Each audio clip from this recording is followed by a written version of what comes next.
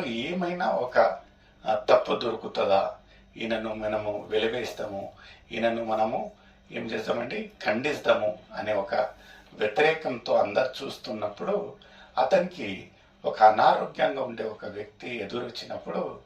యేసయ్య చూడండి ఎంత చక్కగా అక్కడున్న స్థానికులను ఏమని అడుగుతాడంటే,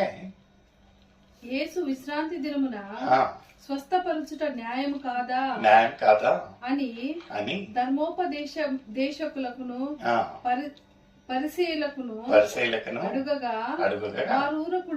వారు ఊరకే ఉండి చూడండి చెప్తే ఏమవుతుందా అని వాళ్ళు ఇంకా ఈయన ఏం చేస్తాడో చూద్దాము అందరినీ వాళ్ళు ఏం చేశారంట, ఈయన అడిగిన ఒక ప్రశ్నకు ఎవరు ఏం ఉత్తరం ఇయ్యలేదంట.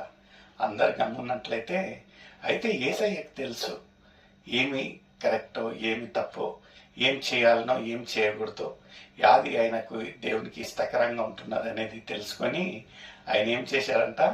ఆ ఒక వ్యక్తిని స్వస్థత పరిచినట్టు మనం చూస్తూ ఉంటున్నాం. ముందు ఏముంటున్నదండి లేఖనాలలో, అప్పుడు ఆయన వానిని చేరదీసి స్వస్థపరిచి హల్లెలూయా పంపివేసి మీలో ఎవని గాడిదైనను ఎద్దైనను గుంటలో పడి